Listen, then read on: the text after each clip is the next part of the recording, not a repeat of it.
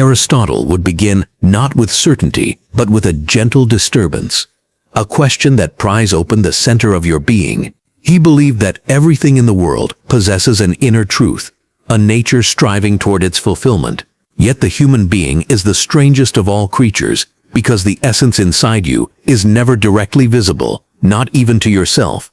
You live through it, act from it, grow into it, yet can never hold it in your hands. This video follows Aristotle's own path, tracing form, soul, purpose, and character to reveal the hidden essence shaping your every becoming. Section 1. The question that pulls you toward your own center. Aristotle always insisted that philosophy begins with wonder. But this wonder is not passive. It does not drift aimlessly like a cloud. It tightens itself inside you, becoming a question that refuses to leave. It presses against your thoughts, pulls your attention inward, and forces you to confront the mysterious architecture of your own being. For Aristotle, this question is the first movement toward the truth of who you are. It is not about decoration or curiosity. It is the first sign that your mind is waking up to its own nature. He believed every being in the world has an inner principle, a reason why it exists, and a direction toward which it naturally moves. A stone falls downward. A flame rises upward. A seed reaches for the sky. Nothing in the universe acts randomly. Everything is pulled by the gravity of its own essence. Yet the human essence is not physical. It does not point north or south. It points inward, toward the unexamined center of the self. And this inward pull begins with one deceptively simple question. What am I for? Aristotle would tell you that this question is not about your job, your talents, or the preferences you've collected like souvenirs. It digs deeper, beneath the layers of your habits and memories. It asks about your function, your purpose, your inner nature. The moment the question forms, something in you begins to move, not outward but inward, toward understanding. For Aristotle, the question is itself a sign of your rational soul, the unique faculty that sets you apart from animals. A horse runs by instinct. A fish swims by nature. A bird does not stop in the middle of its flight to wonder why wings exist. But you alone among creatures can pause before the world and turn that pause into reflection. This ability does not simply belong to you. It reveals you. Your essence is wrapped inside this capacity. You do not see your inner nature with your eyes. You witness it through the questions it compels you to ask. Aristotle believed that the human mind awakens in stages. First you notice the world. Then you notice yourself within the world. Then you notice that your own being contains a depth that refuses to be reached by simple observation. You can map the stars, measure distances, count the seasons, and analyze everything around you. But when you turn that same analytical gaze inward, you encounter something blurred yet undeniable, a living center that moves you but remains hidden from sight. This is where Aristotle would tap your shoulder gently and say, "Good, stay with that discomfort." He believed philosophy is not the comfort of answers, but the discipline of staying with the right questions. The question about your essence is not meant to be solved in a single moment. It is meant to unfold across your life. It becomes your compass, your mirror, and your instructor. For Aristotle, this question performs a subtle alchemy. It transforms your scattered experiences into a coherent search. It draws all your instincts, fears, hopes, and desires toward a central axis. It teaches your soul to organize itself. When you ask what you truly are, you begin the process of discovering the difference between what is accidental in your life and what is essential. He distinguishes between the two carefully. Accidental qualities are things you possess but are not defined by your height, your job, your clothing, your opinions, even your shifting emotions. These are surface-level ripples. They change with time and circumstance. They do not reveal the essence within you. Essential qualities, on the other hand, do not change with seasons or situations. They are anchored in your nature. For Aristotle, your essence is rooted in your ability to reason, choose, understand, act with purpose, and grow toward excellence. This inner capacity may be buried beneath confusion, distraction, or fear, but it does not disappear. It waits, and the question that pulls you inward is the first knock on its door. Aristotle would say that the greatest tragedy of life is not ignorance, but avoidance. Many people never face the question at all. They drown it in noise. They hide it behind comfort. They mistake motion for direction. But the question is patient. It returns whenever you face a turning point, a loss, a moment of clarity, or even a quiet night when the world finally goes still. In Aristotle's view, the question feels like a call, subtle but persistent. It is the voice of your nature inviting you to meet yourself. If you ignore it, life becomes fragmented. If you answer it through genuine inquiry, your inner world begins to align. You start noticing what strengthens you and what weakens you, what elevates you and what diminishes you. You begin the journey toward the root of your being. But here is Aristotle's most important insight. You do not ask this question once. You ask it throughout your life, because your essence is not revealed in a single revelation, but in the ongoing activity of understanding yourself. You grow into your answer, and your answer grows into you. The question is not a door. It is a path, and by choosing to walk it, to examine your nature, to understand your purpose, to seek what is highest in you, you are already stepping into the truth of who you are. The question itself is the first glimpse of your hidden essence. Section 2. Form, the invisible architecture you carry. Aristotle would tell you that before you can understand the essence inside you, you must learn to see the world through different eyes, not the eyes that look outward, but the eyes of the intellect that look into the nature of things. He believed that everything around you has two sides, what it is made of and what it is meant to be. This second side, the one hidden beneath appearance, is what he called form, and for Aristotle, form is not shape. It is not the outline of your body or the surface of your face. Form is the invisible architecture that makes a thing the kind of thing it is. If you hold a wooden block and a wooden flute in your hands, both are made of the same matter, but one remains a block and the other sings. What separates them is not the wood, but the form, the inner structure, the organizing principle, the design that pulls matter into purpose. Without form, matter lies in confusion, like clay without a sculptor. With form, it becomes something intelligible, something directed, something alive with intention. This is the lens Aristotle uses to look at you. Your body is matter, but yourself is form. Your thoughts, your choices, your character, your capacities, these are not physical objects you can place on a table. They are invisible, yet they define you far more deeply than bone or muscle ever could. Your form is what makes you you, instead of anything else. It is the silent architecture that organizes your life from inside, guiding your movements even when you do not notice. For Aristotle, this invisible architecture is not static. It is alive, delicate, and in constant conversation with your actions. Unlike a statue or a flute, whose form is fixed once crafted, your form grows, shifts, strengthens, or weakens based on the activities you choose. The form of a human being, especially a rational human being, is not finished at birth. It waits for you to shape it through living. He believed that every person carries within them a structure of potential excellence, a blueprint for a fully realized human life. But this blueprint is not a prediction. It does not guarantee anything. Instead, it offers a direction, an inner pull toward what you could become if you live in harmony with your nature. To understand your essence, you must understand this form, the rational, moral, intentional structure that defines your humanity. Think of it this way. If someone takes away your clothes, your job, your possessions, and even your memories, you still remain a human being. Why? Because your essence does not lie in the accidental qualities you collect, but in the underlying form that shapes your being. This form gives you the capacity to reason, to ask questions, to choose between actions, to pursue knowledge, to develop virtue, to love truth, and to aim your life toward the highest good. It is not something you can see. You can only sense its presence in the way you experience your own mind. Aristotle would say that your form is present in the structure of your thoughts, the direction of your desires, and the pattern of your choices.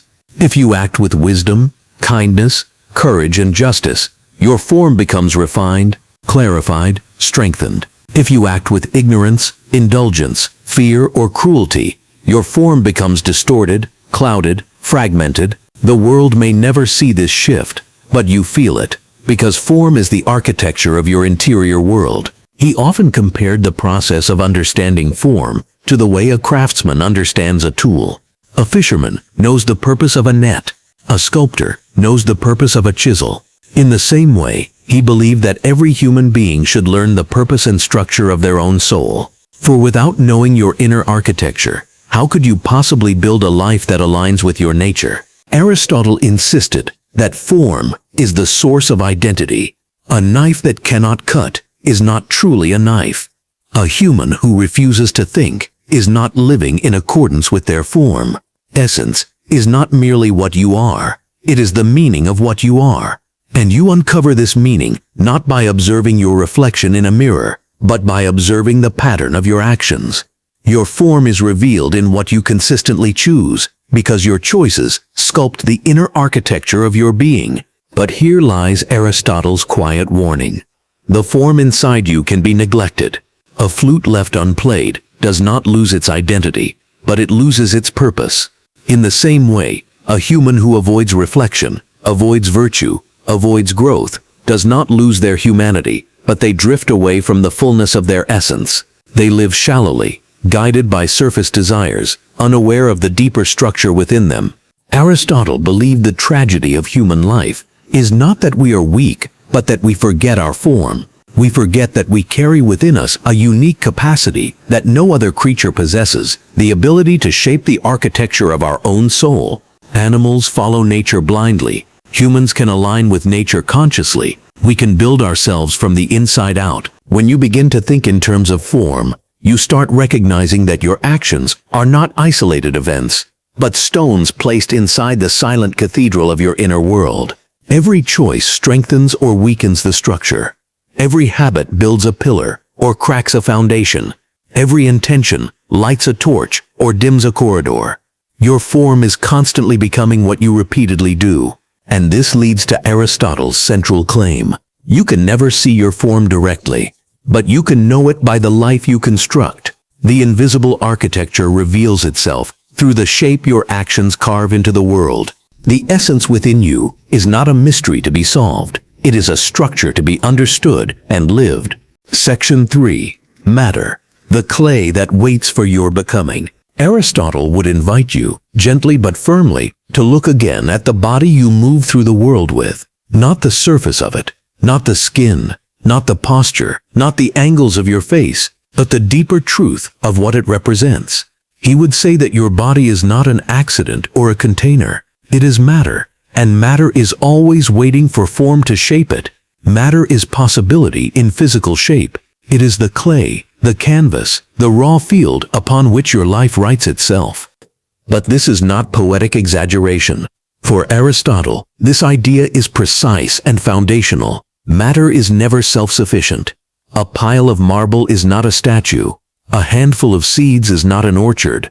A block of wood is not yet a flute. Matter is always waiting for direction, for intention, for purpose, for the form that brings it into fullness, for the pattern that turns potential into reality. When he looks at the human being through this lens, Aristotle sees something extraordinary. He sees a creature made of matter. Yes, bones, blood, organs, breath. But he sees that this matter is uniquely open to transformation. Your body is not a fixed structure, locked into a single purpose like the shell of a beetle or the muscle of a lion. Human matter is flexible, adaptive, responsive. It bends itself toward whatever your inner nature commands. Your body becomes the servant of your soul's architecture. If you choose discipline, your matter reshapes itself to carry discipline. If you choose indulgence, your matter reshapes itself to carry indulgence. If you choose courage, your matter learns the language of courage. If you choose fear, your matter learns the posture of retreat. Matter listens. That is Aristotle's point. Matter is obedient, but this obedience can bless you or betray you, depending on the form you choose to cultivate. Your body will learn your habits before your mind fully understands them. It will memorize your repeated actions, your repeated emotions, your repeated choices, and slowly, silently, matter conforms to the soul's commands. Aristotle would say, look at the way a musician's hands remember what the mind has forgotten. This is matter listening to form. Look at the way a thinker's brow shapes itself through years of contemplation. This is matter obeying the inner life. Look at the way a frightened heart beats too quickly, too often, until the body teaches itself to expect fear. This is matter shaped by disorder. For Aristotle, matter is never passive. It is always becoming. It is always in motion, always being shaped, always responding. The tragedy is not that matter is weak. The tragedy is that matter is faithful. It accepts whatever you give it, even the worst of yourself. But Aristotle does not describe this to shame you. He does it to awaken you. Because once you understand that your body is the clay shaped by the sculptor of your choices, something in you becomes sharper. You begin to marvel at the quiet power you hold, the power to shape the very substance of your life. Aristotle believed the human being is the perfect union of matter and form. The soul is your form. The body is your matter. They are not enemies. They are not dualistic opposites. They are partners. The form gives direction. The matter gives presence. The form gives purpose. The matter gives action. The form conceives the idea of a good life. The matter makes that life possible. In this union, matter plays a sacred role. It allows the invisible to become visible. Your thoughts become speech. Your intentions become deeds. Your desires become habits. Your values become movements. Your inner world steps into the outer world through the bridge of your matter. Without matter, your essence would be a silent dream. Without form, your matter would be a shapeless heap. Aristotle would also remind you that matter is limited. Clay cannot become a mountain. Wood cannot become wind. Flesh cannot become immortal. Matter sets the boundaries of what is physically possible. But form sets the direction of what is spiritually and intellectually achievable. The body may be temporary, but the essence you shape within it is not bound by the lifespan of bone. This is why Aristotle believed that understanding matter helps you understand humility. The kind of humility that does not weaken the soul, but stabilizes it. You learn that not every desire can be fulfilled. Not every impulse can be trusted. Not every whim deserves obedience. Matter teaches restraint. Matter teaches patience. Matter shows you the limits within which your freedom must operate. And yet within those limits lies immense potential. Aristotle saw that the human being, more than any other creature, can reshape the matter of their own life. You can develop strength without being born strong. You can cultivate virtue without being born virtuous. You can correct your habits, restore your character, and refine your actions. Matter gives you a second chance, a third chance, and a lifetime of chances, if form leads wisely. This is the harmony Aristotle seeks. Matter ready to be shaped, form ready to shape it. A life ready to rise from the union. Your body is not an obstacle on your philosophical journey. It is the field where your essence becomes visible. The clay waits. It does not rush you. It does not judge you. It simply waits for the sculptor of your soul to give it shape. Aristotle's message is quiet, but profound. Your essence is invisible, but its effects are not. Your matter reveals the form you choose every day, and the clay of your life will always reflect the hands that shape it. Section 4. The soul as your first form. When Aristotle speaks of the soul, he is not talking about a ghost floating inside your chest, or a mystical essence trapped behind your ribs. He means something far more foundational, far more rational, and far more inseparable from your existence. For him, the soul is your first form, the primal organizing principle that makes you alive, aware, and capable of becoming what you are meant to be. It is the structure that animates your matter, the blueprint that gives your body its purpose, the invisible current that turns flesh into a living being instead of a silent object. To say you have a soul, in Aristotle's view, is not precise. You are a soul, expressed through matter. The body is the tool. The soul is the craftsman. The body is the instrument. The soul is the music. The body is the field. The soul is the seed that determines what can grow. Without the soul, the body is not sleeping or missing something. It is simply not a living thing at all. This is Aristotle's most radical claim. Life is not something added to matter. Life is matter, shaped by soul. Everything alive has a soul, but not every soul is the same. Plants have a nutritive soul. They grow, reproduce, and take what they need from the earth. Animals have a sensitive soul. They feel, they desire, they perceive, they move according to instinct. But human beings have all of these, plus something astonishing, the rational soul. Your rational soul is not just the ability to think. It is the ability to understand why something is the way it is, and to shape your actions according to that understanding. It is the power to reflect, to deliberate, to choose. It is the faculty that lets you step outside your impulses and question them, reshape them, transcend them. For Aristotle, this is your first form, the foundation of everything you will ever become. He would tell you that this rational soul is your true home.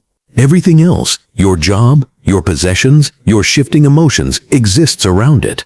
But your rational soul sits at the core, like the quiet axis around which your entire being rotates. It is not loud. It does not scream for attention the way your desires do. It speaks softly, through curiosity, through conscience, through the sensation that you are meant to reach for something higher than mere survival. And it reveals itself most clearly in the moments when you step beyond instinct. When you choose justice, even when it costs you, that is the soul acting. When you choose discipline over pleasure, that is the soul leading. When you choose contemplation over distraction, the soul awakens. When you ask questions about meaning, purpose, truth, the soul is guiding you back to itself. This is why Aristotle believed that the soul is not merely something you discover. It is something you develop. Just as matter can be shaped, the soul can be strengthened, refined, elevated. Your rational soul is the part of you that can reach upward toward what he calls the divine.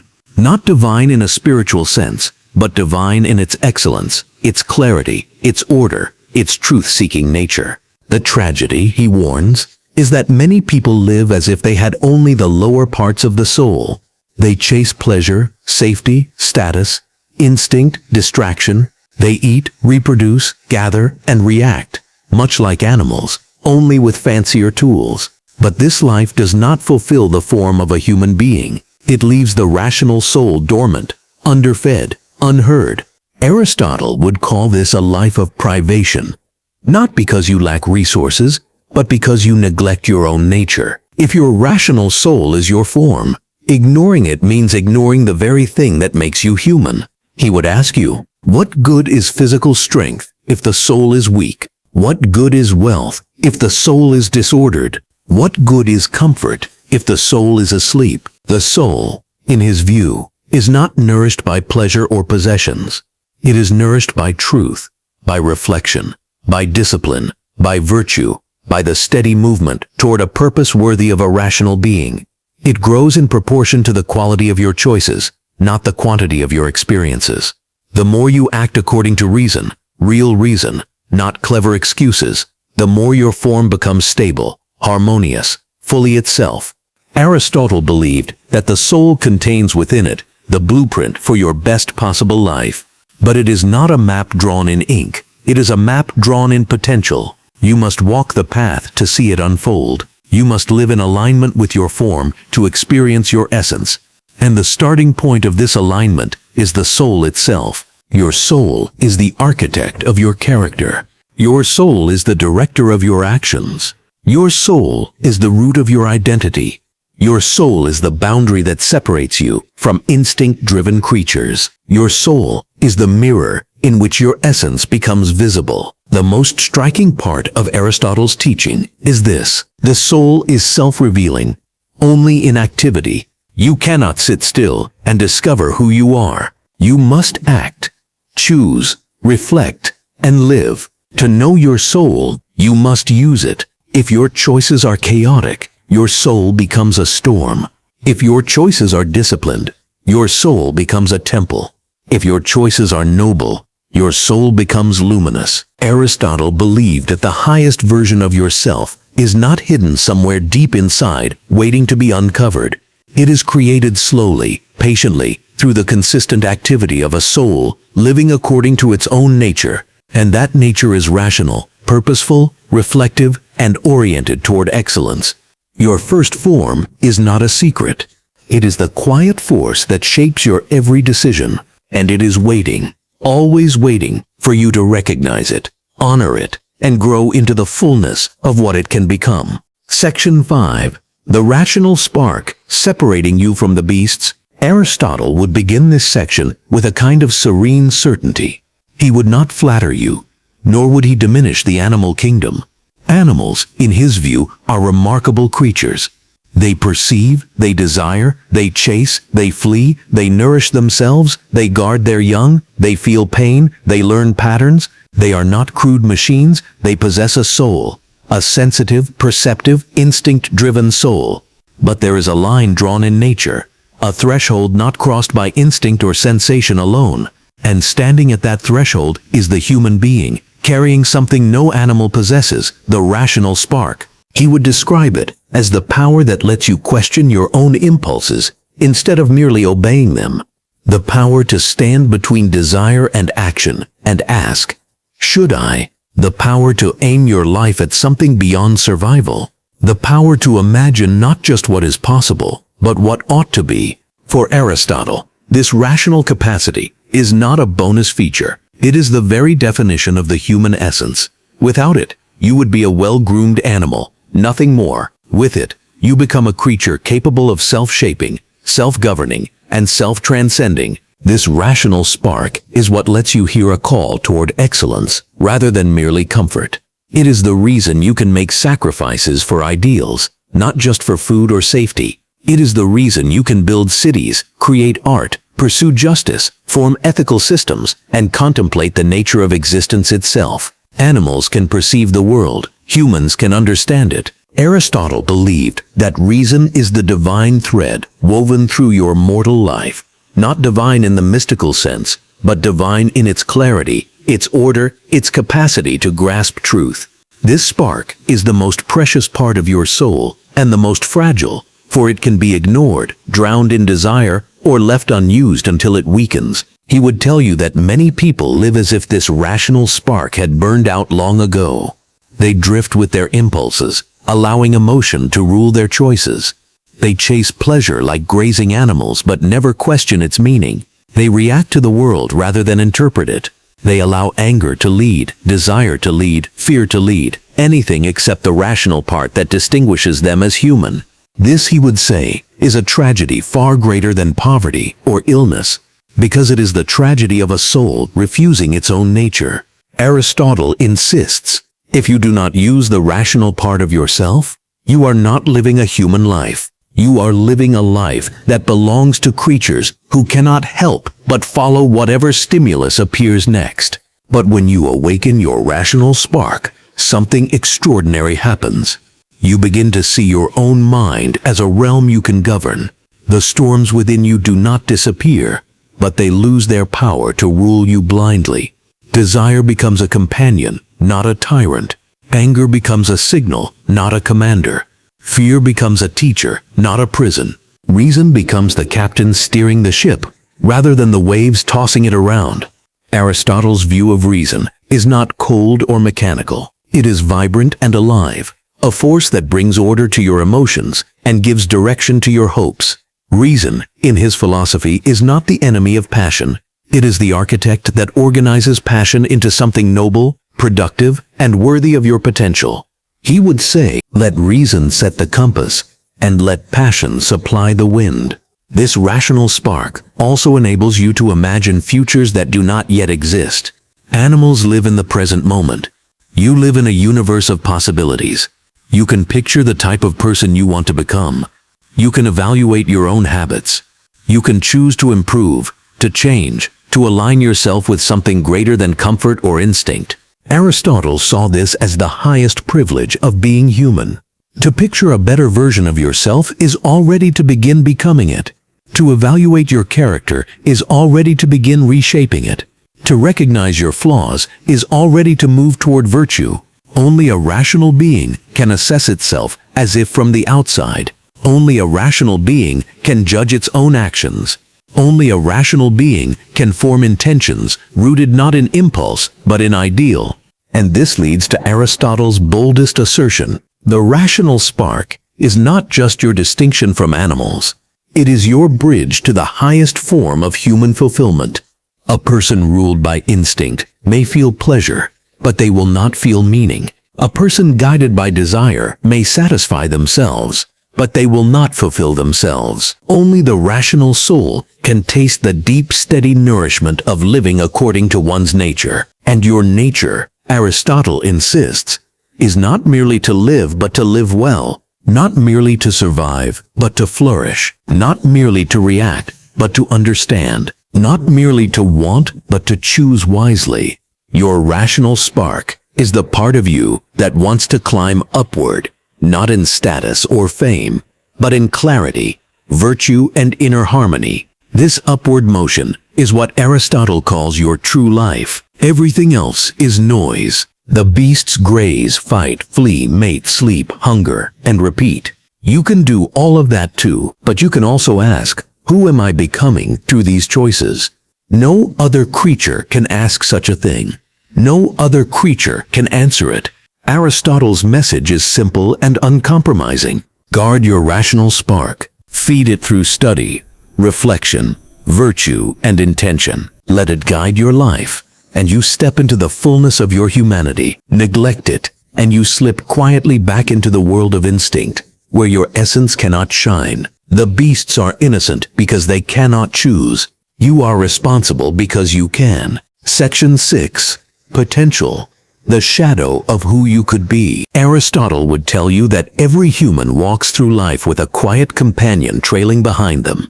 It doesn't speak. It doesn't push. It doesn't force your hand or shout instructions when you feel lost. Instead, it follows you like a second silhouette, stretching slightly behind your heel, sometimes long, sometimes short, sometimes barely visible, depending on where you stand in relation to your own becoming. He called this companion dynamis, potential, the possibility before it becomes the thing itself, the unlit wick before the flame, the melody before you learn how to hum it correctly. And although it feels unreal, Aristotle insisted that it is absolutely part of you. To him, potential is not imagination, nor fantasy, nor some abstract spiritual forecast. It is a real ingredient of your being, woven into your existence, just as matter and form are. He treated it as seriously as he treated the laws of nature. A seed has the potential to become an oak because the oak is built into the seed's nature. A child has the potential to reason because reason is built into the soul of a human being. Every could-be is already inscribed inside you, like a faint watermark, waiting to be revealed when your life applies the right pressure, the right ink, the right light. But potential is not guaranteed. It sleeps, and sleep can stretch into a lifetime if nothing wakes it. This was one of Aristotle's most sobering insights. You may have the capacity for greatness, courage, wisdom, or virtue. But unless these capacities are activated through habit, action, and repeated choice, they remain nothing more than shadows, outlines that hint at shape but never step fully into their own form. To Aristotle, this is the tragedy of a wasted life, not failure, because failure is simply an attempt that did not unfold perfectly, not weakness, because weakness can grow stronger. The real tragedy is potential that is never allowed to rise into actuality. A life lived at one's minimum expression, when the nature of the soul was whispering that more was possible. He believed potential is always reaching forward, tugging gently on your sleeve, even when you pretend not to hear it.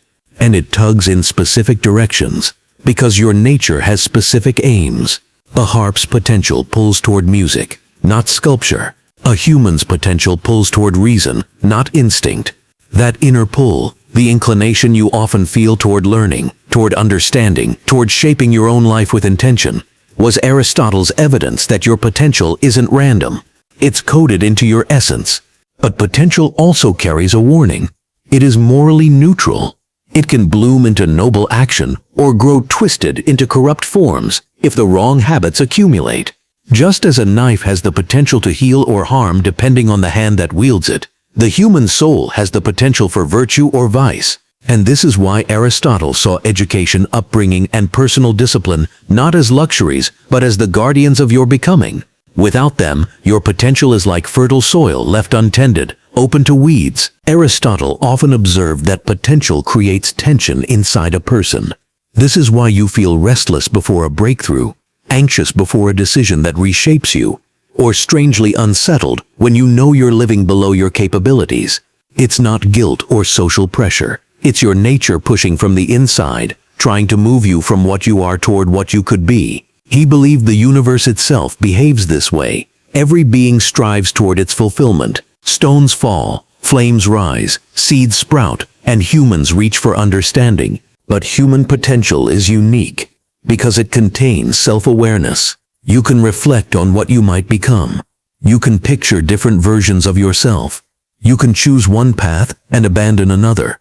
You can delay your own flowering or accelerate it. No tree debates whether to grow. No river hesitates before flowing downhill. Only humans are blessed and burdened with the ability to stand at the crossroads of their own possibilities. This freedom is why Aristotle saw potential as the beginning of ethics. If you had no potential to act otherwise, you wouldn't need guidance, virtue, or discipline. But because you can choose the direction of your unfolding, your potential becomes a responsibility, not a gift to admire, but a promise to fulfill. The painful truth is that unfulfilled potential isn't neutral. It corrodes, it weighs down the spirit, sits behind you like unused strength, and eventually becomes regret. He believed potential also reveals itself through three experiences: longing, admiration, and discomfort. Longing hints at something inside you, stretching toward its proper form. Admiration shows you the shape of a possibility you already carry, and discomfort appears when your actions fall out of alignment with your deeper nature. These three signals, he said, are the compass of the soul, subtle guides pointing you toward the form you haven't yet realized. Yet Aristotle warned against rushing. Potential unfolds in stages. The seed doesn't try to skip directly to becoming a tree. It grows through roots, stem, leaf, patience. Humans often break themselves by trying to leap into their highest potential without cultivating the smaller forms that prepare the way. To ignore development is to ignore nature, and nature is never rushed. So what are you to do with this shadow that trails you? Aristotle's answer was beautiful and stern. Treat potential as your unfinished self, not a dream version of you, not a fantasy ideal, but a real part of your being, calling for expression. Recognize it as the silent architect of your choices. Understand that every day your actions either sharpen or blur its outline, and remember that potential doesn't cling to you forever. Ignored long enough, it retreats. Honored consistently, it transforms. In Aristotle's view, the ultimate question is simple. Will your potential remain a shadow, or will you allow it to become the shape you step into? Section 7. Actualization. When your essence steps into reality, Aristotle would insist that potential alone is not enough. It is a shadow, a whisper, a possibility. The true realization of your essence occurs when potential is acted upon, when the inner spark that waits in the soul and the clay of your body are brought together through deliberate action. This, he would argue, is actualization, the moment when your hidden capacities are no longer abstract or dormant, but fully expressed in the life you lead. To exist without acting on your essence is like a seed lying in soil that refuses to grow. It is potential wasted, silent, unrealized. Actualization is the union of form and matter in motion. Form is the blueprint, matter is the clay, but action is the bridge that unites them. Without action, your inner structure, no matter how beautifully designed, remains invisible. Without matter, your intentions have no stage to perform upon. Action brings forth the essence that dwells inside, revealing it through your habits, choices, and creations. Aristotle saw this as a sacred duty of the rational soul, to step into the world as the living embodiment of what one truly is. He emphasized that actualization is not a single moment of triumph, nor a static state of perfection. It is a process, a lifelong unfolding of the essence into the world. Each decision, each deliberate act of reasoning, each exercise of virtue is a brushstroke in the painting of your life. To act rightly, to pursue knowledge, to cultivate character, is to allow your essence to step into reality repeatedly, moment by moment. This iterative unfolding is what transforms potential into actuality, possibility into substance, and desire into fulfillment. For Aristotle, actualization is deeply tied to rational choice. It is not enough to feel inclined toward virtue or to admire excellence in others. You must act. The rational spark within you must guide your body, your speech, your decisions, and your intentions. Each action is an echo of your inner essence, an extension of the invisible architecture that defines your humanity. Only through this alignment of inner form, rational purpose, and deliberate behavior does your potential emerge into reality. He would also caution that actualization requires attentiveness. The soul does not awaken automatically. It is not stirred merely by age or circumstance. You must cultivate it through reflection, habit, and conscious alignment with your nature. Ignoring this process is equivalent to denying your own life. To leave potential unactualized is to live a shadowed existence, one in which the human capacities for reason, virtue, and fulfillment remain dormant. Life's highest promise is never realized without the courage and discipline to enact it. Aristotle viewed actualization not only as a personal achievement, but as a moral imperative. By bringing your essence into the world, you do not merely elevate yourself, you contribute to the harmony of the human community and the broader order of nature. When a person acts in accordance with their true nature, they align with the universal principles of being, order, reason, and purpose, becoming a reflection of the natural law that guides all existence. Actualization also reveals the interconnectedness of human life. As you act upon your essence, your choices influence others, creating ripples across relationships, society, and culture. Virtue, wisdom, and reason are contagious in their expression. They leave impressions on those around you. Aristotle would say that no human essence reaches fulfillment in isolation. Actualization is both deeply personal and inherently relational. You step into reality, not only for yourself, but in dialogue with the world. Yet, the path to actualization is not linear. Missteps, distractions, and failures are inevitable. Aristotle acknowledged that life contains challenges that obstruct the expression of essence. However, these obstacles are not permanent barriers. They are lessons that refine your form, teach patience, and guide your choices. Each challenge, each reflection on failure, each attempt to correct course, contributes to the gradual manifestation of your potential. Actualization is cumulative. It is built through repeated effort, thoughtful correction, and the alignment of rational purpose with action. Ultimately, Aristotle would emphasize that actualization is the fulfillment of the human vocation. It is the moment when your inner blueprint, your rational capacities, your moral inclinations, and your habits converge to produce a life that expresses your essence fully. The invisible architecture becomes visible. The latent possibilities become tangible. Your shadow of potential becomes a form in reality. The life you live, when guided by reason and aligned with virtue, becomes a living testimony to what it means to be human. To be fully actualized is to participate in the highest human activity, the integration of mind, soul, and action, manifesting your essence into the world. It is the realization of what Aristotle calls eudaimonia, the flourishing life, the life lived in accordance with your own nature, a life in which the shadow of potential is finally illuminated in tangible lived reality. Section 8. The Golden Mean. Where your true self balances. Aristotle would tell you that human life is a journey not only of growth, but of balance. Every action, every desire, every thought carries the weight of excess or deficiency. To live fully, to allow your essence to unfold, you must find the golden mean, the point where extremes meet, where reason guides instinct, and where your inner nature achieves harmony. This mean is not a mathematical midpoint. It is the ethical and existential equilibrium in which your true self manifests. It is the place where your rational spark and your emotional world converge without collision, where your soul's potential is neither repressed nor overindulged. He observed that humans are often tempted by two opposing forces: too much or too little, excess or deficiency. Courage is not mere recklessness, nor is it timidity. Generosity is not wastefulness, nor is it stinginess. Patience is not apathy, nor is it indulgence. Each virtue exists as a balance between extremes. The golden mean is the precise calibration of your choices, the point at which your actions reflect the essence of who you truly are. It is the living form of reason guiding the passions, the soul orchestrating matter into harmony. Finding this balance requires careful self-knowledge.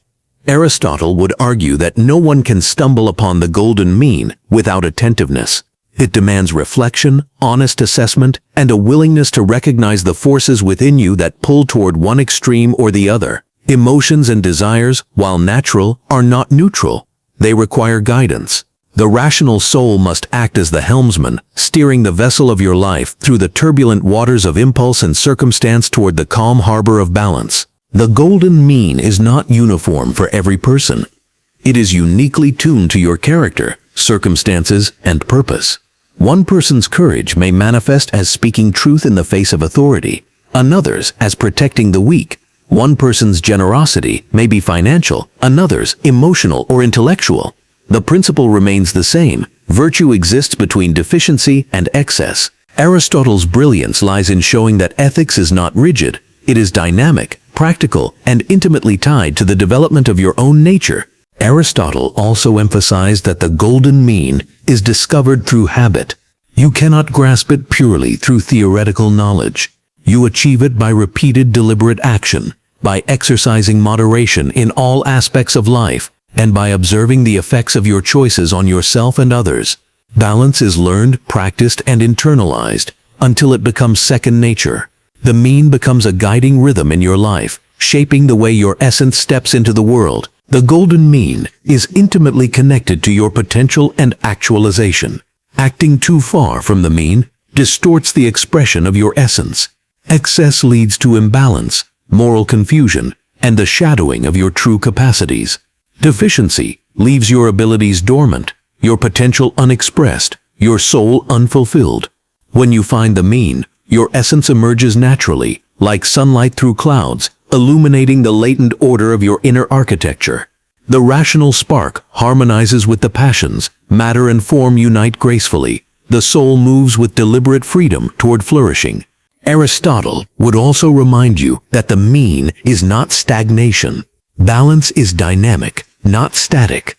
Life is constantly changing, and circumstances continually test your capacity to maintain harmony. New desires, challenges, relationships, and responsibilities shift the equilibrium. The golden mean requires continual attention, adjustment, and vigilance. To find it once and assume it permanent is to misunderstand its nature.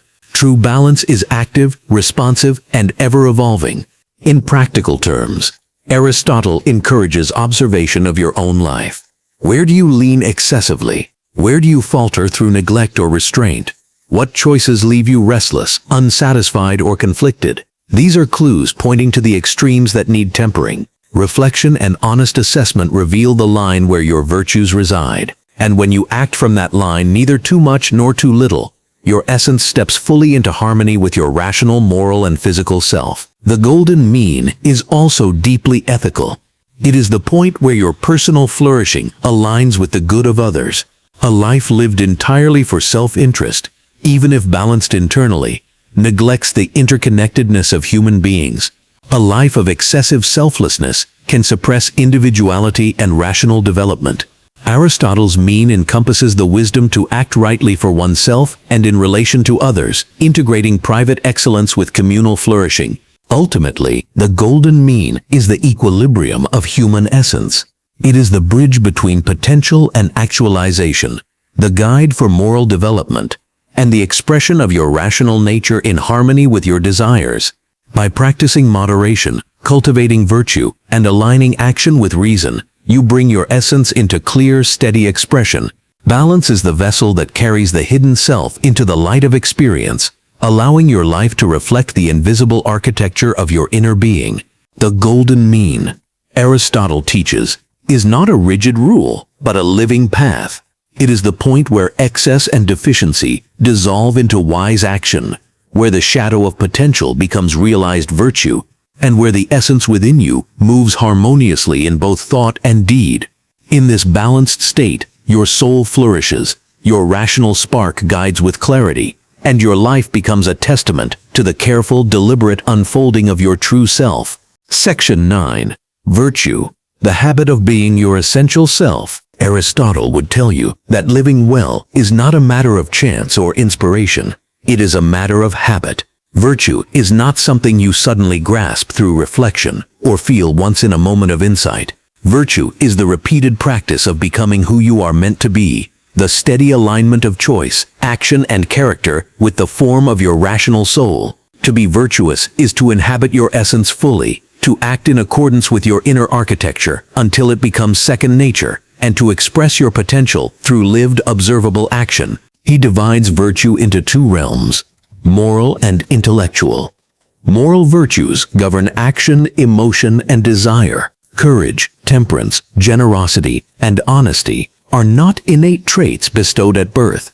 They are cultivated by repeated deliberate acts. Each time you act justly, each time you moderate desire, each time you act with courage, the habit strengthens. Over time, your actions solidify into character, and your character becomes the visible manifestation of your invisible form. Virtue is not an ornament. It is the substance of your essential self. Intellectual virtues, on the other hand, develop through instruction, study, reflection, and the pursuit of knowledge. Wisdom, understanding, prudence, and insight allow you to reason well, to perceive the mean, and to guide your moral actions. The rational spark inside you is exercised, sharpened, and clarified by the cultivation of intellectual virtue.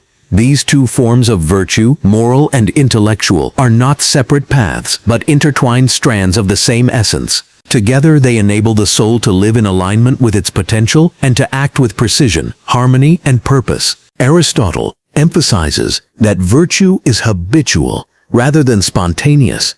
One does not become courageous by thinking about courage or admiring it in others. One becomes courageous by repeatedly choosing courage in practice. One becomes just by repeatedly choosing justice. The repetition trains both soul and body, imprinting the form of virtue into your very being. Eventually, virtuous action flows naturally, without internal conflict or conscious calculation, because the architecture of your essence has been shaped to express excellence continuously. The cultivation of virtue also requires careful attention to the balance between extremes, the golden mean. Courage is not rashness, generosity is not waste, honesty is not cruelty. Virtue emerges precisely at the point where your actions, informed by reason, temper passion without extinguishing it. This requires mindfulness, reflection, and self-assessment. It is not enough to act virtuously once. The essence of your soul is revealed in repeated, consistent practice. Your habits mold your matter and form your character. Virtue becomes both your compass and your craft. Aristotle would remind you that virtue is active, not passive. It is expressed in concrete choices, ethical actions, and consistent behavior. You cannot be virtuous by wishing, imagining, or aspiring alone. You must engage the world, confront challenges, face fear, exercise restraint, and weigh your actions against reason and principle. Virtue is forged in the fires of lived experience, not in idle contemplation. To be virtuous is to embody your inner structure, visibly and tangibly, allowing your rational soul to guide the body and your actions toward the mean and the good. Importantly, Aristotle sees virtue as inherently relational. It is not merely a personal achievement or private refinement. It is an expression of your essence in connection with others. Honesty, justice, and generosity exist in interaction. Courage is meaningful only in the face of real challenges or in defense of others. Virtue is perfected not in solitude, but in life shared with fellow humans, because your essence is not isolated. It resonates outward, influencing and harmonizing with the world. Virtue also creates the conditions for happiness. A life built on habitually good action is the life in which your rational soul, your character, and your actions converge. This is Aristotle's ultimate claim. To be fully virtuous is to live in accordance with your essence. The visible patterns of your life, the repeated acts of excellence, and the steady pursuit of the mean collectively constitute the flourishing life. Virtue is the living expression of your inner form. It is what allows your potential to step into actuality. And yet, virtue is never complete. Aristotle reminds us that it is a journey, a lifelong cultivation. There will always be moments of failure, temptation, and imbalance. But these are not signs of defeat. They are the terrain in which habit strengthens, in which your rational spark corrects, and in which your soul learns to align more closely with its invisible architecture. Each choice to act well reinforces the structure of your essence and brings the invisible closer to tangible expression. In essence, Aristotle teaches that to cultivate virtue is to practice being your essential self. Your habits become the scaffold upon which your rational soul builds character. Your repeated actions reflect your inner form. Your choices illuminate your potential, and through habitual virtue, the invisible architecture within you steps fully into reality, guiding both your life and your interactions toward excellence, balance, and fulfillment. Section 10. The Unmoved Mover. Inside your chest. Aristotle would ask you to consider a presence within yourself that is unlike any other force you feel. It does not push or demand.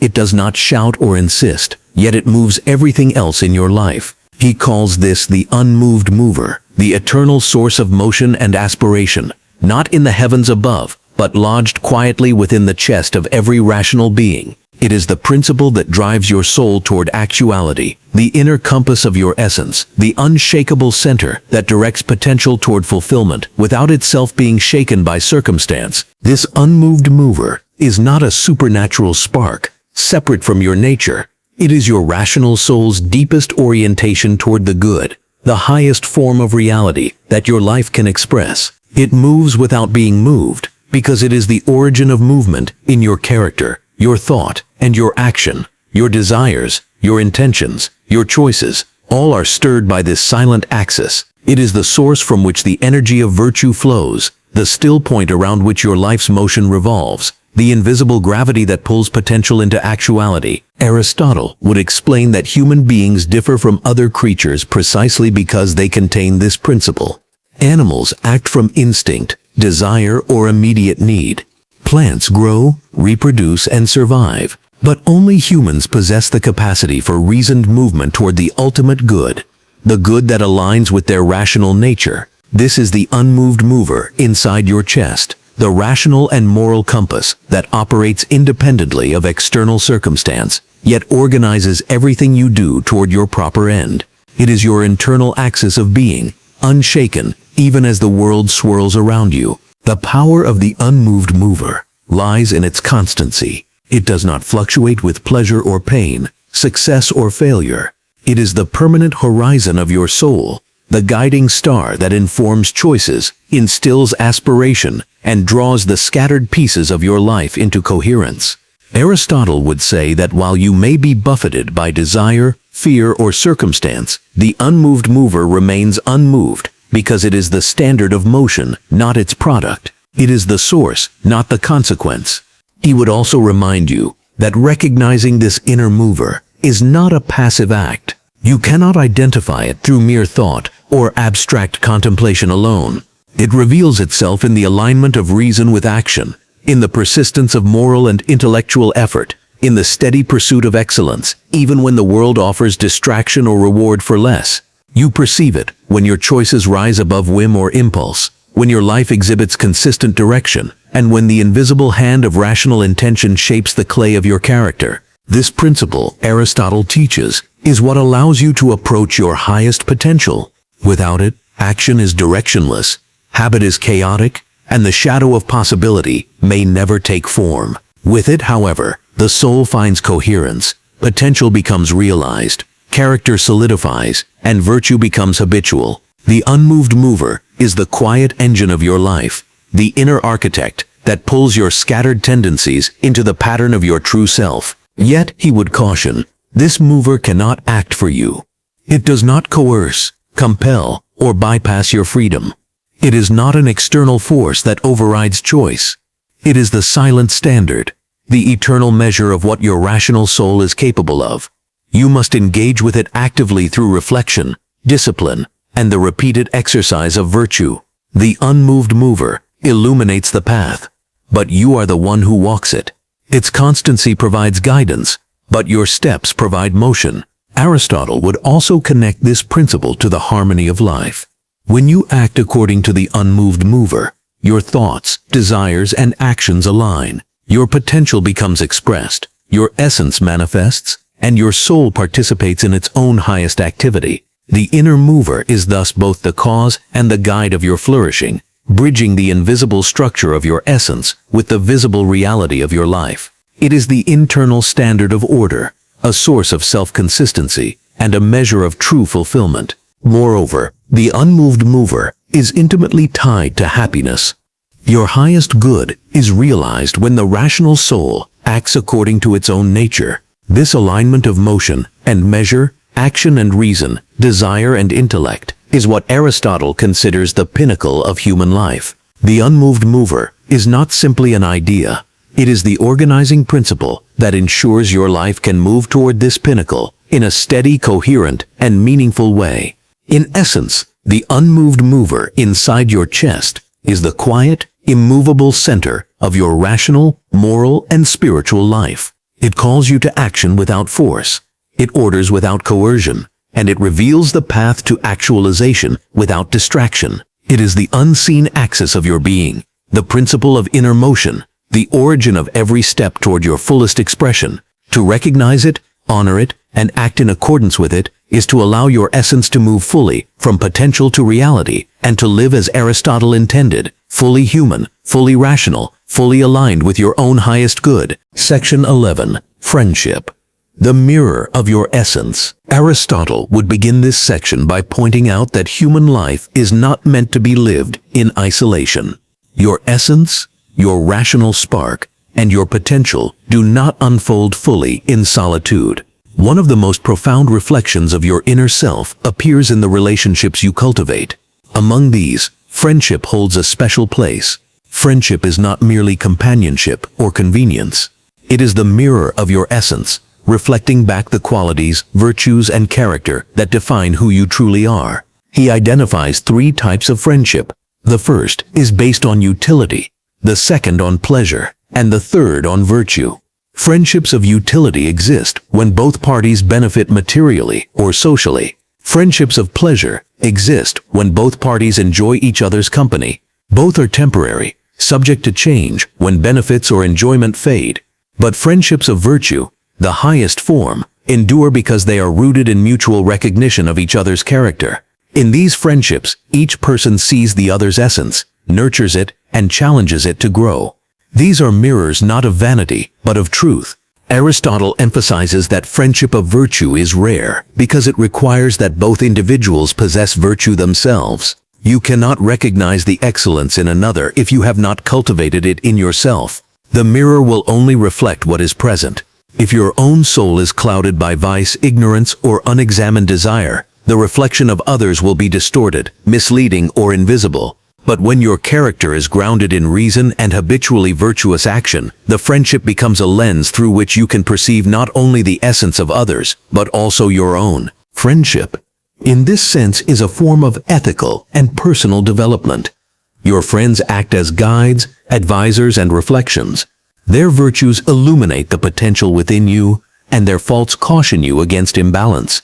When a friend embodies courage, honesty, or generosity, you see in their actions the ideals toward which your own life might strive.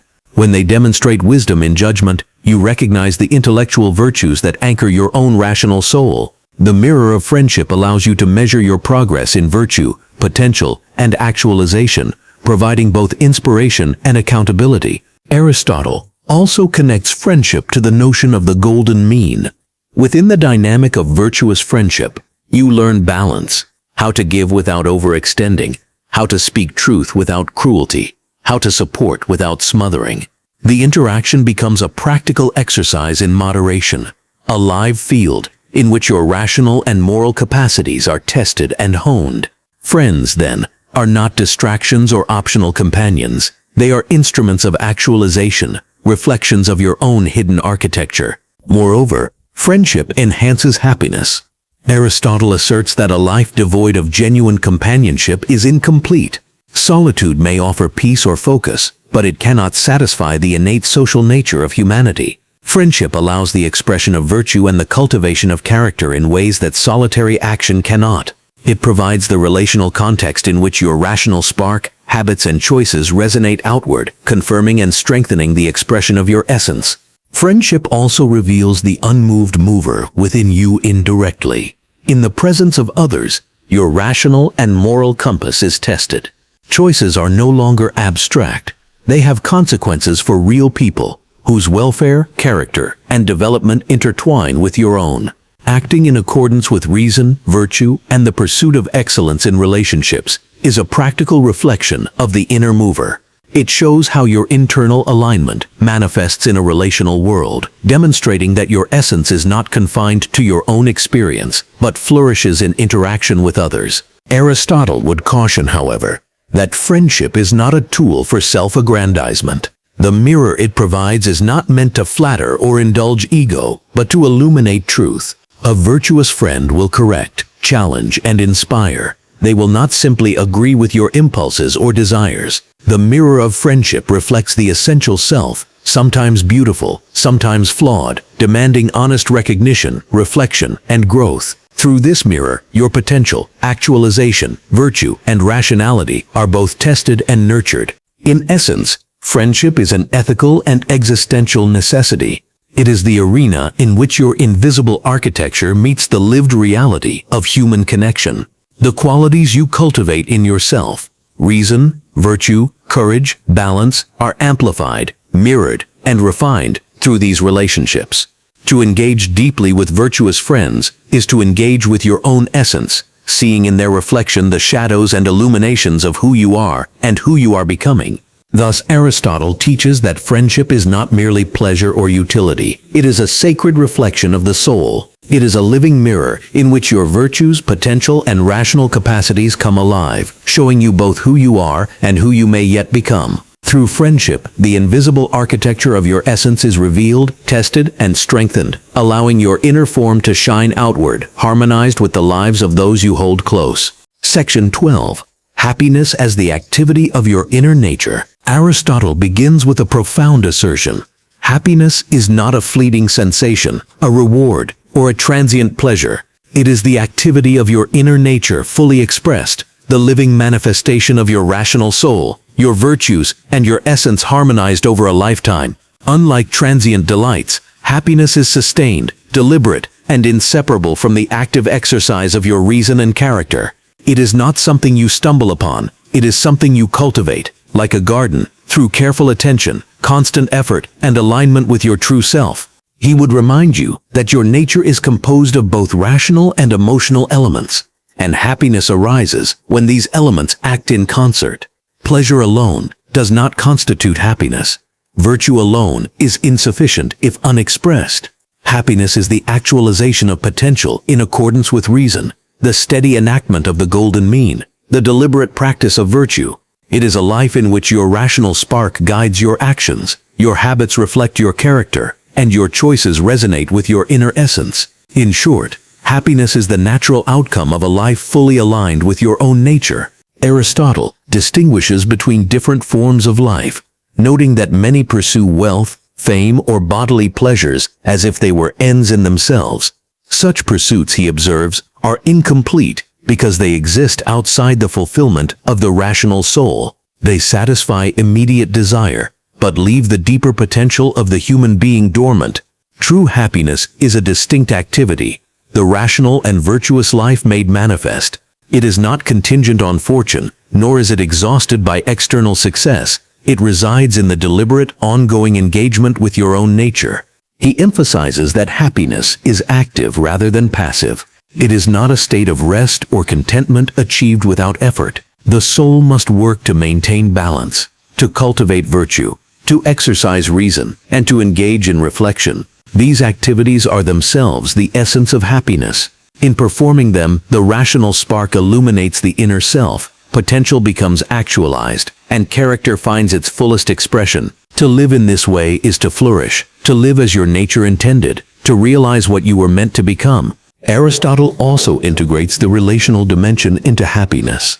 While your inner life is essential, you do not exist in isolation. Virtuous friendships, just governance, and ethical communities provide contexts in which your reasoned actions and moral habits can flourish. Happiness is thus both personal and relational. It emerges in interaction with the world, while remaining anchored in your own rational and moral development. The virtuous self does not act merely for oneself, but for the good of others, and in this expression, the activity of the inner nature reaches its most complete form. He would stress the connection between happiness and actualization. Every step taken toward fulfilling your potential, every choice made in accordance with virtue, every alignment of thought and action contributes directly to your flourishing. Happiness is not a goal at the end of life. It is the ongoing activity that constitutes a well-lived life. To cultivate happiness is to cultivate the exercise of reason, the practice of virtue, and the alignment of your inner self with its rational, moral, and potential capacities. Furthermore, Aristotle would insist that happiness requires awareness. You cannot be fully happy without understanding your own nature and the nature of your actions. Reflection allows the rational spark to harmonize desires, temper impulses, and direct effort toward meaningful ends. Happiness, therefore, is not a passive experience of external conditions, but the conscious and continuous activity of a soul that knows itself, recognizes its potential, and acts accordingly. It is the living proof of the invisible architecture within you. He would also remind you that happiness is stable and enduring because it is grounded in the self, not in fortune or circumstance. External goods may fluctuate, relationships may change, bodies may weaken, but the activity of your inner nature, reason, virtue, and character in practice remains the steady source of fulfillment. The truly happy person is one whose inner life is coherent, whose actions reflect essence, and whose potential has been repeatedly actualized through deliberate, rational, and virtuous activity. Ultimately, Aristotle defines happiness as the fullest expression of your essence in action, the ongoing integration of rationality, virtue, and self-realization. It is the reward inherent in living rightly, the fruit of disciplined habit, and the natural consequence of a life aligned with the inner mover of your soul. Happiness is not separate from life. It is life lived fully, deliberately, and in accordance with the deepest architecture of your being. To cultivate it is to honor your rational spark, actualize your potential, and step fully into the invisible form that defines you. Section 13. Purpose. The final cause that pulls you forward. Aristotle would begin by asserting that every being acts for an end, and that the ultimate orientation of life is toward its proper fulfillment. This end he calls the final cause, the purpose toward which your essence naturally moves. It is not an external imposition, nor an arbitrary goal assigned by circumstance. It is the very pull of your nature, the internal directive encoded into the architecture of your being, silently urging your potential toward actualization, your habits toward virtue, and your choices toward flourishing. Purpose is the invisible hand that organizes motion, decision, and intention. He would emphasize that understanding purpose is central to living rightly. Just as a seed grows into a tree because its nature inclines it toward that form, so too the human soul is drawn toward its own fulfillment. Rationality, moral awareness, and capacity for virtue are not incidental. They exist precisely to enable this journey. Purpose is therefore not merely a philosophical abstraction. It is practical, embedded in your rational and moral capacities, guiding the unfolding of your life. Ignoring this pull leads to stagnation, confusion, and the quiet erosion of potential. Purpose also acts as the organizing principle behind all your actions. When you choose rightly, act virtuously, cultivate knowledge, or build relationships that align with your nature, you are responding to this pull. Each step toward reasoned decision-making and moral integrity is a step toward your ultimate end. Conversely, choices that stray from virtue, indulgence in base desires, or neglect of rational reflection signal resistance to the inner call of your final cause. Aristotle would insist that to understand purpose is to recognize the alignment or misalignment of your actions with the invisible architecture of your essence. He would further stress that purpose is intimately connected to happiness. A life without alignment to its final cause, no matter how materially prosperous or socially acclaimed, remains incomplete.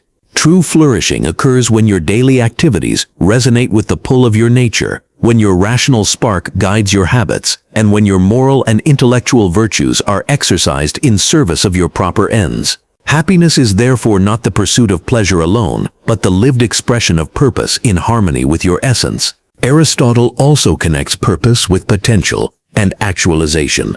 Your potential is the shadow of what you could become, but purpose provides the directional force that transforms that shadow into light. Without this guiding pull, potential drifts aimlessly, actualization falters, and character remains fragmented. Purpose channels your energy, clarifies your priorities, and sustains motivation. It is the invisible compass inside your chest, tethering your actions to the greater architecture of your being. Moreover, he would observe that purpose is relational, not merely personal. Humans exist in communities, societies, and networks of shared activity. The pursuit of your final cause interacts with and enhances the pursuits of others. Moral and intellectual development, the cultivation of virtue, and the practice of reason are not solitary achievements. They contribute to the coherence, order, and flourishing of the broader world. In fulfilling your own purpose, you indirectly foster the alignment and flourishing of those around you, reflecting the inherently social orientation of human life. Purpose also requires reflection and discernment. You must recognize the end toward which your essence naturally tends, and distinguish it from distractions, fleeting desires, or imposed ambitions. The rational spark allows you to perceive your true final cause, guiding choices in alignment with the mean, virtue, and actualization. By understanding purpose, you structure your life intentionally rather than reactively, letting your internal mover orchestrate growth rather than being swept along by external forces.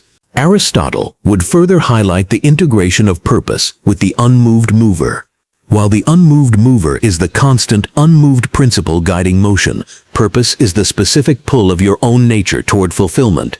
Your inner spark responds to it by shaping your habits, choices, and reasoning toward ends consonant with your essence. Together, they constitute a harmonious system. The mover provides the orientation, and purpose provides the direction, allowing your essence to manifest coherently in the world. In essence, Aristotle teaches that purpose is the magnetic force embedded in your soul. It pulls you forward, structures your actions, clarifies your priorities, and directs your potential toward actuality. Living in accordance with this final cause ensures that every choice, habit, and reflection contributes to the coherent, virtuous, and flourishing life your nature intends. Purpose is not optional. It is the inherent directive of your inner architecture, the invisible thread that weaves potential into actualization, habit into virtue, and life into meaningful expression. To follow your purpose is to honor the deepest contours of your being. It is to respond to the call of your rational, moral, and intellectual capacities. It is to step into the alignment of your essence with reality itself. In doing so, you live not by accident but by design, and your life becomes a testament to the thoughtful unfolding of the soul toward its highest good. Section 14. Character. The face of your invisible self. Aristotle would insist that while your essence resides deep within, it becomes visible to the world through character. Character is the outward manifestation of your inner architecture, the form made tangible through habit, choice, and consistent action. It is the face of your invisible self, a reflection of the moral, intellectual, and rational qualities that define who you truly are. Whereas potential and purpose shape the invisible, character reveals it. To understand a person, Aristotle would say, look not at what they claim or desire, but at what they repeatedly do. Character is the lens through which the essence of the soul is read. He emphasizes that character is forged over time through habituation. No one's face, moral or intellectual, emerges fully formed. Just as the rational spark within must guide repeated action toward virtue, so too must character be shaped deliberately. Repeated acts of courage, generosity, honesty, and moderation sculpt the moral face of the soul. Likewise, repeated exercises of reason, reflection, and learning develop intellectual character. Character is thus a living tapestry, woven from countless decisions, actions, and reflections, revealing the invisible form beneath in the visible patterns of life. Aristotle also connects character to consistency. The true face of your invisible self cannot be expressed in isolated moments of virtue or reason.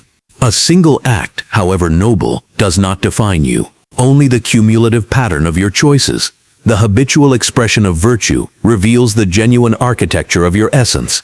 Character is therefore measured over time, in repeated engagement with moral and rational challenges. It is both resilient and fragile. It strengthens with conscious practice and erodes with neglect or indulgence. Furthermore, character serves as a mirror of alignment with purpose and the unmoved mover. When your actions reflect rational guidance and respond to the pull of your nature, your character becomes coherent and recognizable. When your actions diverge from reason or virtue, character becomes inconsistent, fragmented, or opaque. Aristotle viewed character as both a diagnostic and expressive tool. It tells others who you are, but it also tells you whether your inner life is harmonized with your essence. In this sense, character is the interface between invisible being and visible reality. Character is also relational, not merely personal.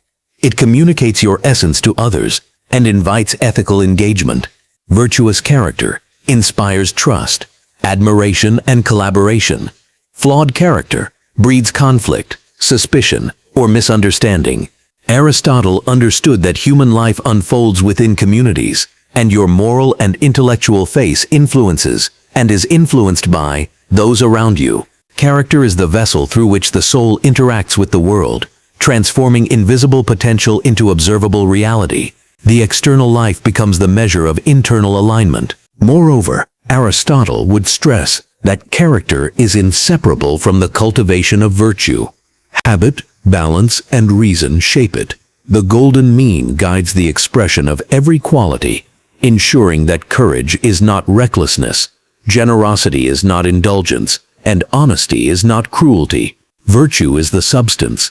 Character is the visible form. When your actions consistently reflect reason and moderation, character radiates the integrity of your essence. When your inner architecture is honored in action, the invisible becomes legible in life. He would also highlight the ethical responsibility embedded in character. Since it communicates your inner essence to others, it carries consequences. The consistent face you present shapes relationships, opportunities, and the moral climate around you. It is a reflection not only of who you are, but of who you are becoming, influenced by the unmoved mover, guided by purpose, and actualized through repeated choice. Character is therefore the ethical signature of your soul, written in habit, action, and interaction. Aristotle would remind you that character is dynamic. It evolves as your habits, reason, and virtues develop. Neglect, vice, or ignorance can deform it, while deliberate practice, reflection, and moral courage refine it. Observing and shaping character is thus a lifelong endeavor. To cultivate it consciously is to ensure that your invisible essence aligns with visible life, that the shadow of potential steps fully into form, and that your inner nature harmonizes with the world. Ultimately, character is the face of your invisible self, the living evidence of your essence realized through action. It communicates to the world what is otherwise unseen, the rational, moral, and virtuous architecture of your being. Through character, the hidden self becomes perceptible. Your potential is illuminated, and the ongoing journey toward virtue, purpose, and happiness finds its reflection in tangible life. Aristotle teaches that to cultivate character is to give expression to the soul's inner design, allowing the invisible to shape reality in alignment with reason and virtue. Section 15. The secret essence you carry and why you can never see it. Aristotle would begin by reminding us that while our essence drives everything we are and do, it remains fundamentally invisible to ourselves. The secret essence you carry is the core of your being, the rational and moral blueprint that shapes your potential, your purpose, and your character. It is the source of your habits, virtues, and choices, the invisible architecture of your soul. Yet, despite being the origin of all action and experience, it cannot be directly observed by you because it is precisely the ground upon which observation, reflection, and action occur. It is the unseen stage upon which the drama of your life unfolds.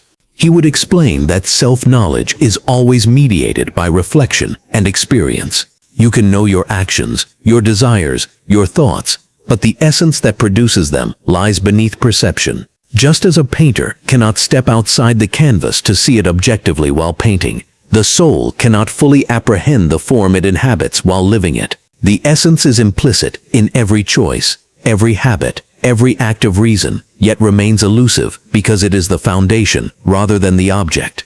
It is seen only indirectly through its manifestations in virtue, character, and actualized potential. Aristotle would further argue that this invisibility is not a flaw, but a necessary condition of human life.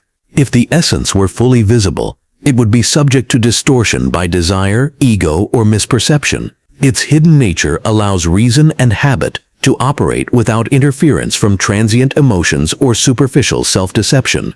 It enables the soul to actualize potential, cultivate virtue, and align with purpose without being dominated by constant self-scrutiny. The secret essence is thus a stable, enduring core, guiding motion and action silently, unobserved, yet wholly effective.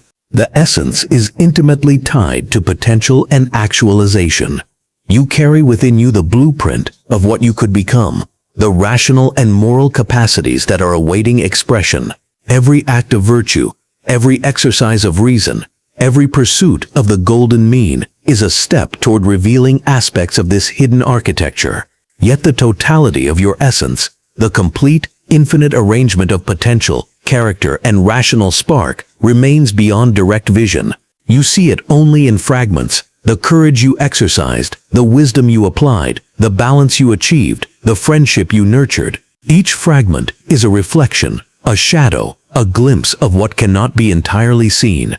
Aristotle would note that part of the human condition is the tension created by this invisibility. You are compelled to act, to pursue virtue, to align with purpose, without ever fully perceiving the ground that moves you. It demands trust in the rational capacities of your soul, disciplined habituation, and continuous reflection. Life becomes a constant navigation between potential and action, between what you can observe and what you cannot. The essence is always ahead of you, silently orchestrating the unfolding of your character and the expression of your inner nature. Moreover, the secret essence is revealed in relationship with others, yet never fully possessed. In friendships, virtues, and social interactions, glimpses of the hidden self appear. Friends mirror parts of your character. Virtuous action manifests the rational soul. Happiness and flourishing are signs that the invisible architecture is being honored.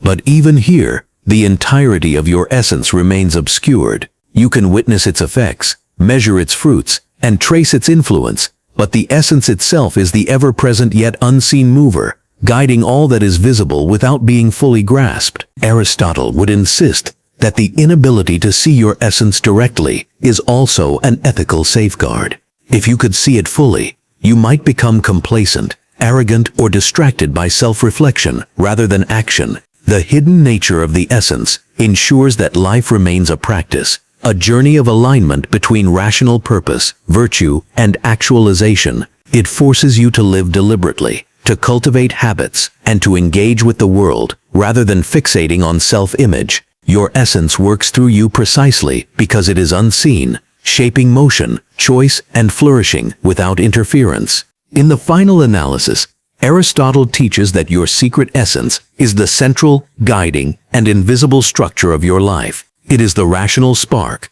the source of virtue, the architect of potential, and the force behind happiness. Yet it cannot be directly perceived because it is the foundation upon which perception, reflection, and action are built. You encounter it only indirectly, in the alignment of your life with reason, in the practice of virtue, in the pursuit of purpose, and in the realization of potential. It is the hidden mover, the eternal guide, and the silent center of your being. Thus, the secret essence you carry is the deepest truth of your soul, unseen, yet shaping everything, hidden, yet expressed in every virtuous act, mysterious, yet reflected in friendship, happiness, and character. Aristotle would remind you that living in harmony with it is not only the path to self-realization, but also the essence of living well. You can never see it fully, yet it animates every step, every choice, and every moment of your life, pulling you toward the highest expression of your nature. Conclusion: the invisible guide of your life. Aristotle would conclude by reminding us that the journey through life is inseparable from the pursuit of understanding and living in accordance with our inner essence.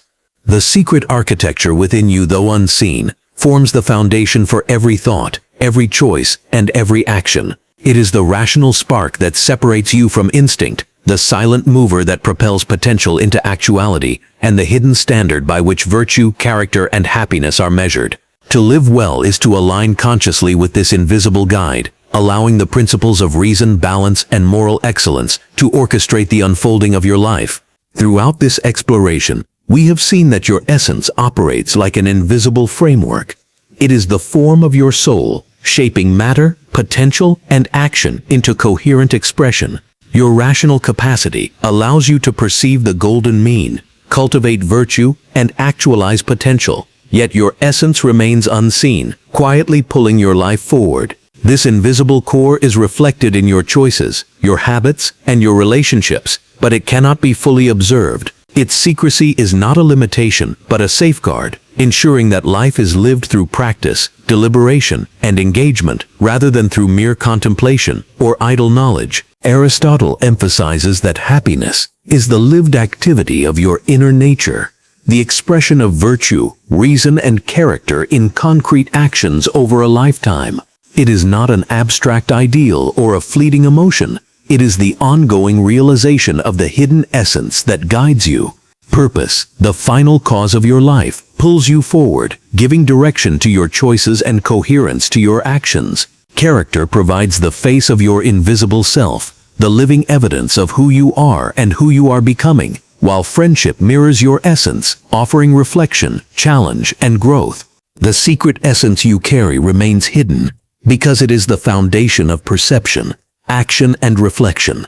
Like the stage that supports every performance, it is present in every moment, yet cannot be seen directly. Through repeated virtuous action, reflection, and alignment with reason, you catch glimpses of it in your own flourishing and the flourishing of those around you. You experience it indirectly, in courage exercised, generosity extended, wisdom applied, and happiness cultivated. It is both the source of motion and the standard by which motion is measured, guiding without coercion, directing without intrusion, illuminating without being fully revealed. To live in accordance with Aristotle's vision is to honor this invisible architecture, to cultivate virtue as habit, to balance extremes through the golden mean, to respond to purpose, to actualize potential, and to allow character and friendship to express the hidden form of your soul.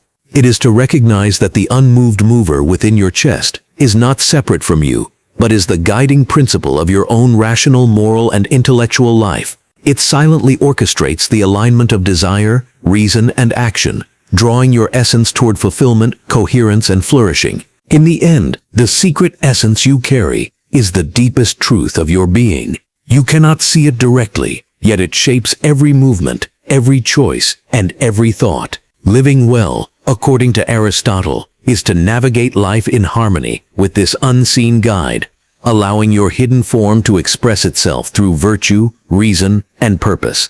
Your life becomes a reflection of your essence, a living testament to the rational, moral, and invisible architecture within. In honoring it, you step fully into the life you were meant to live, moving toward the highest expression of your nature, guided always by the secret, unseen mover that dwells at the core of your soul.